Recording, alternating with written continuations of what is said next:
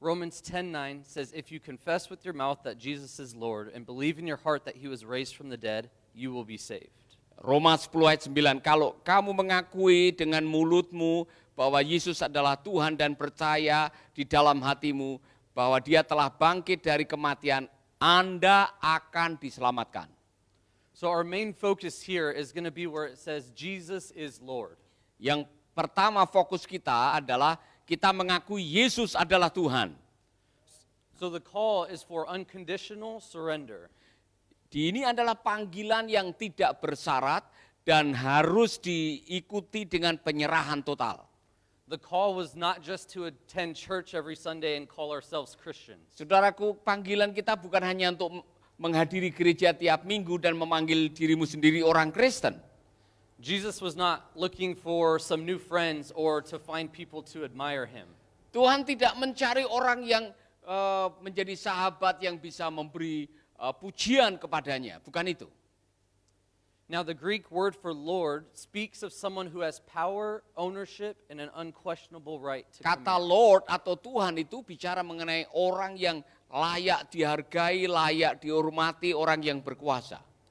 A Greek synonym word that translates to master in the New Testament describes a ruler with complete power over his subject. Jadi seorang ruler atau penguasa adalah seorang yang memiliki kuasa total atas segalanya. Itulah Tuhan tadi.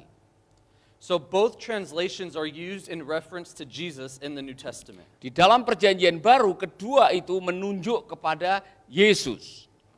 But what's interesting is that during that time, these words belong to the vocabulary of slavery.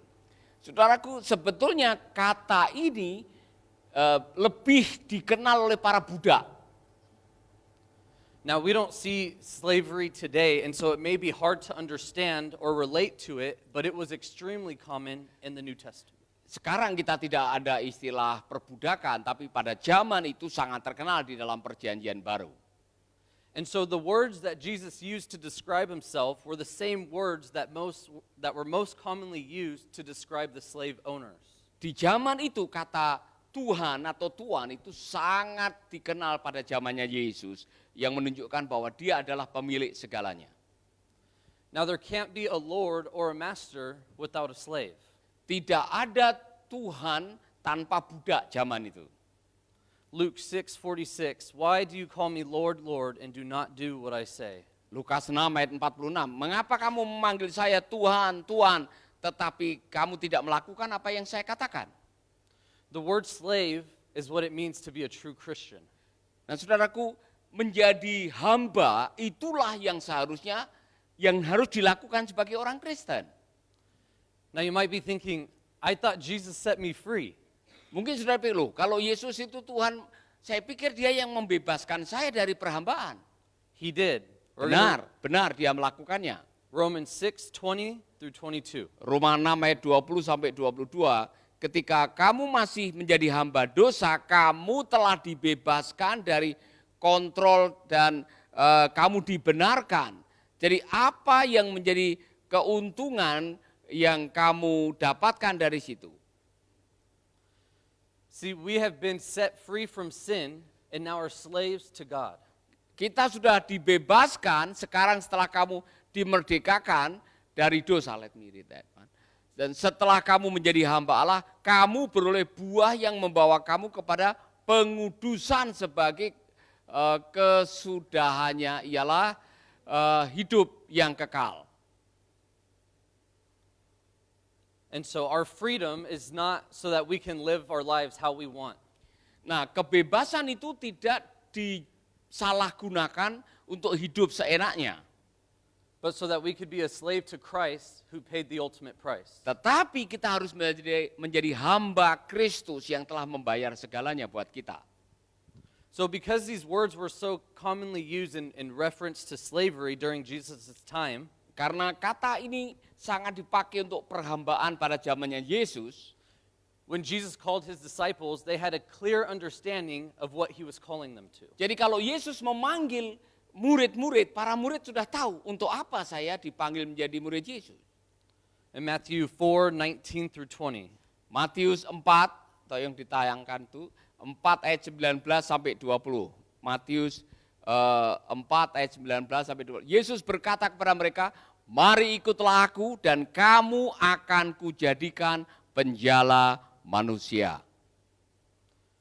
Lalu mereka pun segera meninggalkan jalannya dan mengikuti dia. So the requirements were clear. Jadi tuntutannya itu sudah jelas, persyaratannya. They knew the call of Christ was not just to call themselves a Christian. Jadi dipanggil menjadi pengikut Yesus bukan dipanggil hanya sekedar jadi orang Kristen. It was drop your nets, drop your life, drop your plans. Artinya apa? Tanggalkan jalamu, tanggalkan hidupmu, bahkan tinggalkanlah rencanamu untuk ikut Yesus. And so the call is also to a mission. Artinya panggilan itu Anda harus mengikuti misi daripada Yesus. Because Jesus was on a mission. Karena Yesus ada di dalam misi, dia adalah bagian dari misi. Now what is our mission? Jadi misi kita apa coba? Our mission is to win souls and make disciples. Memenangkan jiwa dan memuridkan mereka. Jesus tells the disciples, follow me and I will make you fishers of men. Yesus mengatakan, ikutilah aku, maka aku akan menjadikan kamu penjala jiwa, penjala manusia. So the disciples followed Jesus closely for 3 years, Jadi selama 3 tahun para murid mengikuti Yesus dengan dekat, learning to love people, heal the sick, preach the gospel. mengasihi orang, mengkhotbahkan firman dan menyembuhkan yang sakit. And the last thing Jesus tells his disciples before he ascends to heaven is this. Dan kalimat terakhir sebelum Yesus naik ke surga adalah ini.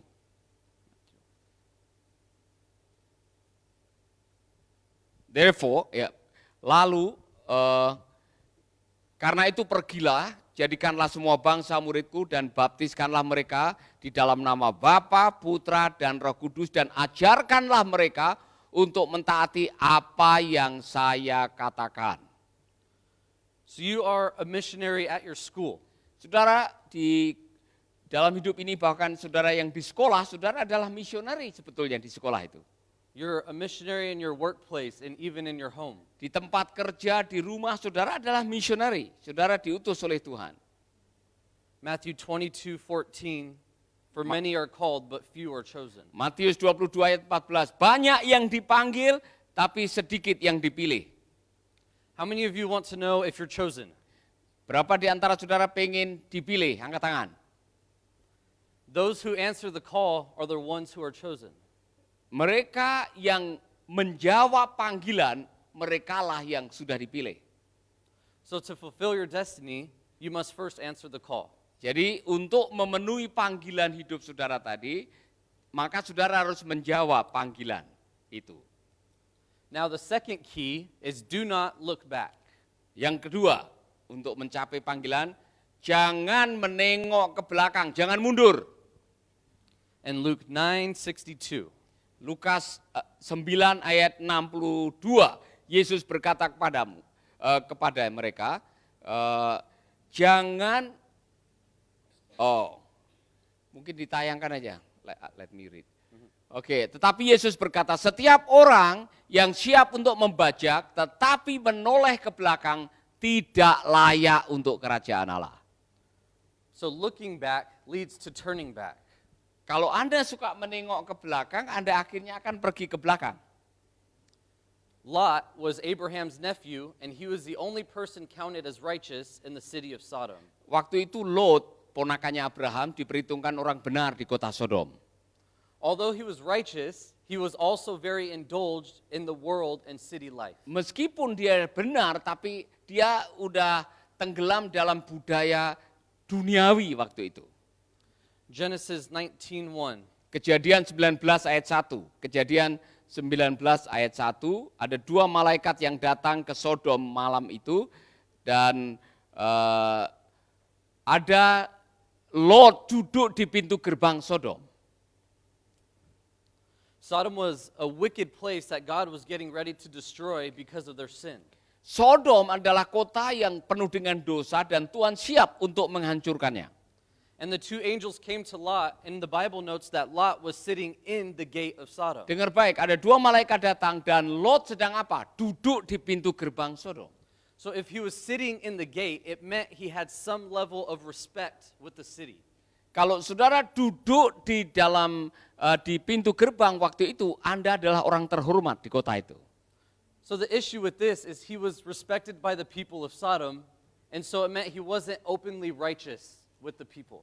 Artinya kalau Anda dihormati, maka saudara adalah orang yang sebetulnya dianggap saleh. He was living both sides. Tetapi Lot hidup di dua sisi. Di satu sisi dia saleh, satu sisi dia hidup dalam duniawi. Later in the story, the two angels stayed at Lot's house, and they begin to urge him to leave the city.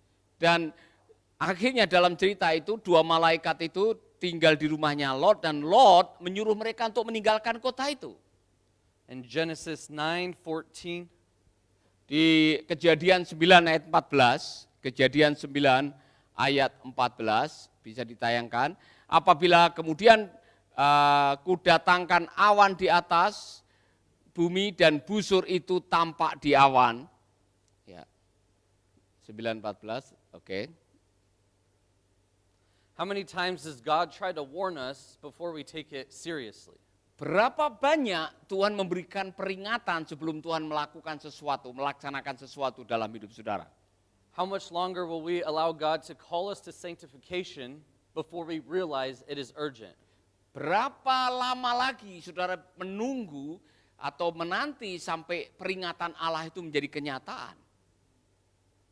And then Genesis 9:15, 16. Mari kita akan membaca Kejadian 9 ayat 15 sampai 16. Kejadian 9, oke. Maka aku akan mengingat perjanjianku yang telah ada antara aku dan kamu serta segala makhluk yang hidup, segala yang bernyawa, sehingga segenap air tidak lagi menjadi air bah untuk memusnahkan segala yang hidup. So it says he lingered or hesitated. Dia merasa seperti agak kurang menanggapi. So if you want to fulfill your destiny, you cannot linger in the world. Dengar, kalau Anda ingin memenuhi panggilan hidup Anda, jangan menjadi hamba dunia. Verse 17 and 26. Ayat yang ke-17 dari Kejadian 9, kemudian ayat yang ke-26, 17 dulu. Berfirmanlah Allah kepada Nuh, inilah tanda perjanjian yang kuadakan antara aku dan segala makhluk yang ada di bumi. Kemudian ayat yang ke-26. Lalu katanya, terpujilah Tuhan Allah Sem, tetapi hendaklah Kanaan menjadi hamba baginya. And so you can't look back. Jadi saudara-saudara jangan mundur, jangan menengok ke belakang. When you give your life to Jesus, you are new. Waktu kita memberikan hidup kita kepada Yesus, kita menjadi hidup baru. The old things have passed away. Yang lama telah berlalu, Old desires, the worldliness, keinginan-keinginan duniawi it all has to die when we give our life to Jesus. harus dimatikan pada waktu kita mengikut Yesus. The problem was his wife looked back at everything she gave up. Saudara-saudara, tapi istri Lot seperti menengok ke belakang. Remember, looking back leads to turning back. Ingat baik-baik, menengok ke belakang membuat kita pergi ke belakang. Philippians 3:13 and 14. Filipi 3 ayat 13-14. Filipi 3 ayat 13 dan 14 bisa ditayangkan. Saudara-saudara, aku sendiri tidak menganggap bahwa aku telah menangkapnya, tetapi ini yang kulakukan. Aku melupakan apa yang telah di belakangku dan mengarahkan diri kepada apa yang di hadapanku. And so the third key, the final key, is to go all in. Yang ketiga, rahasia yang ketiga, go all in. Semua bilang go all in. Maju ke depan. So first we answer the call. Pertama, jawab panggilan. Second, we do not look back. Yang kedua, jangan tengok ke belakang. And now it's time to go all in. Dan sekarang arahkan segenap pandanganmu ke depan. And so what happens is we hear these stories or we hear the teaching, kita mendengar pelajaran, kita mendengar cerita ini, and we have this emotional response that we want to change now. kemudian emosi saudara mau memberikan tanggapan, mau berubah. There are many times where I have gone to church or I heard a teaching and I want to change immediately. Berkali-kali di gereja waktu mendengarkan pelajaran, saudara ingin berubah cepat-cepat, ya kan? But then a week goes by and I'm the same. Tapi minggu berikutnya tidak ada perubahan. So it's important that we talk about how to apply these things Dan betapa pentingnya menerapkan hal-hal ini. because we don't want to stay the same. Karena kita tidak mau tinggal tetap. We like to think, I'll answer the call when he calls me to preach or do something great. Oh, saudara mungkin mau menjawab panggilan kalau saudara harus melakukan sesuatu yang besar. How about when he called you to spend time reading your Bible? Bagaimana waktu Tuhan memanggil kamu untuk meluangkan waktu membaca Alkitab? When he said to pray with a friend? Bagaimana waktu Tuhan memanggil kamu untuk berdoa bagi temanmu? When he said serve others and help at church? Dan bagaimana melayani orang dengan membantu di gereja? We often say no to God when he asks us to do things that we think are small or insignificant. Kadang-kadang saudara mengatakan tidak ketika saudara merasa apa yang saya lakukan terlalu kecil. But we imagine that when he asks us to do something big or important, we will say yes. Kemudian kalau permintaannya melakukan yang besar dan penting, baru saudara merasa, ya Tuhan saya mau. And so to go all in, it has to be even with the small things. Untuk mengatakan, ya Tuhan saya mau pergi, artinya hal-hal yang kecil sekalipun Anda harus lakukan. Because the Lord looks at our hearts and our obedience. Karena dua hal ini yang Tuhan lihat, ketaatan dan hati Anda. Oh, I can miss church this weekend. Oh, saya bisa tidak ke gereja minggu ini. I don't need to go to church every Sunday. Oh, saya tidak perlu ke gereja setiap minggu. A leaders meeting or a prayer night, an extra day of the week, that's too much. Oh, masih lagi harus pergi ke pertemuan doa, pertemuan pemimpin. Terlalu banyak. What is too much? Jesus gave his whole life. Apa yang terlalu banyak yang dilakukan oleh Yesus dalam hidupnya? Dianggap terlalu banyak oleh Yesus. The problem is we want to be like Lot, counted as righteous, but living in the world and serving our flesh. Kebanyakan kita seperti Lot, mau dianggap orang benar, tapi Anda tidak mau melayani sepenuh hati. 1 Kings 18:21. 1 Raja-Raja 18 ayat 21. 1 Raja-Raja 18 ayat yang ke-21. Elia mendekati seluruh rakyat itu dan berkata, berapa lama lagi kamu berlaku timpang dan bercabang hati? Kalau Tuhan itu Allah, ikutilah dia, dan kalau Baal, ikutilah dia. Tetapi rakyat itu tidak menjawabnya sepatah kata pun. I like that it says make up your mind because it's not a feeling or emotion. Saudaraku, tentukanlah pikiranmu, dan ini tidak masalah emosi atau bukan masalah yang lain. You have to make up your mind that you're going all in for Christ. Saudara, aturlah pikiranmu, fokuskanlah untuk Kristus. I'm going to go all in because the people around me are dying and going to hell. Tentukan bahwa engkau memberikan segenap hidupmu karena orang-orang tanpa Kristus akan mati masuk neraka. Their eternity depends on it. Dan kekekalan tergantung dari apa yang menjadi ketaatan kita. When we hear about surrendering our lives to Jesus and being a slave, ketika kita mendengar menyerahkan hidup dan menjadi hamba, it's not fear of surrendering, it's selfishness and not wanting to let go of control. Dan artinya apa? Jangan izinkan ego pribadi mengontrol hidup saudara. I think, I feel, I want. Bukan saya merasa, bukan saya mau, bukan I think, I feel, I want. Bukan saya ingin, apa yang saya ingin. People want to be in control of their entire life. Banyak orang yang mau mengontrol hidupnya sendiri. But Matthew 6:33, tetapi Matius 6 ayat 33 mengatakan, carilah dahulu kerajaan Allah dan kebenarannya, maka semua yang lain akan ditambahkan kepadamu. and so seek first the kingdom of God because he is with us and he will provide for you. Maka carilah kerajaan Allah, maka yang lain akan disediakan oleh Tuhan bagi kita. Amin. The Lord's plan for our life is better than our own plan. Saudaraku, rencana Tuhan buat hidupmu jauh lebih baik daripada rencanamu sendiri. So when we surrender and give it to him, he takes control and that's our destiny. Jadi kalau Anda menyerahkan hidupmu kepada Tuhan, Tuhan yang akan mengontrol destiny saudara. And so God's plan, his destiny for your life is to be in relationship with you every day. Dengar, jadi rencana Tuhan atau rencana Tuhan adalah supaya Anda bisa memiliki relationship dengan Tuhan setiap hari. But we have to answer the call. You cannot look back and you have to go all in. Dan Anda harus menjawab panggilan tadi dan jangan terlalu sering menengok ke belakang.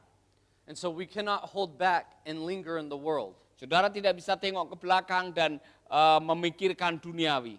You can't look back at your old way of living. Dan jangan kembali ke manusia lama saudara. But instead, we have to fix our eyes on Jesus. Tapi saudara harus meneguhkan pandanganmu kepada Yesus. God has a plan for Tuhan each and punya every one of rencana. us. Tuhan punya rencana For each and every one of us, and it starts by surrendering it all. untuk kita semua. Dan itu dimulai dengan berserah penuh kepada Tuhan. I'd like to pray, if you could bow your heads and close your eyes. Saya mau berdoa buat saudara-saudara. Let us respond like the Lord. Let us respond to the Lord like Isaiah did. Mari kita menanggapi kepada Tuhan seperti apa yang dilakukan oleh Yesaya. Then I heard the voice of the Lord saying, "Whom shall I send, and who will go for us?" And I said, "Here I am, send me." Siapakah yang akan aku utus? Dan dia mengatakan, inilah aku ya Tuhan, utuslah aku. Lord, thank you for every person in this place. Tuhan terima kasih buat setiap orang di ruangan ini. Thank you that you have a plan and a purpose for each and every one of us. Terima kasih untuk rencanamu bagi setiap kami yang ada di sini. I pray that after hearing this message, we would take the next step toward fulfilling our destiny. Aku berdoa setelah mendengarkan firman ini, kami membuat langkah berikutnya, yaitu memenuhi panggilan hidup kami. Use us, Jesus. Pakailah hidup kami, Yesus. We surrender our own plans and desires. Kami menyerahkan rencana diri kami dan keinginan kami. We lay down our lives completely to you. Kami menyerahkan seluruh hidup kami secara komplit kepadamu. Lord, help us to let go of anything today that has held us back. Tuhan, ajari kami untuk tidak lagi menahan-nahan apa yang harus kami serahkan. We love you and we thank you for this time. Kami mengasihimu dan kami berterima kasih untuk waktu ini. In Jesus' name, amen. Dalam nama Yesus. Amin. Amin. Amen. Thank you. Now, thank you very much. I like to hear from Levi. What make you give your life for the ministry? Apa yang membuat Levi, why you finally decided to give your life for ministry? Why did I finally decide Yeah. to give? Yeah. It took a while. Ya, perlu waktu, saudara-saudara. Because I didn't, I was surprised finally you give your life for the ministry, you know. Ya, I ran from it for a long time. ya, saya lari dari panggilan Tuhan untuk waktu yang lama. Jangan lari, don't run, okay? Don't run. Jesus was faster than me. Tapi Yesus setia mengikuti saya.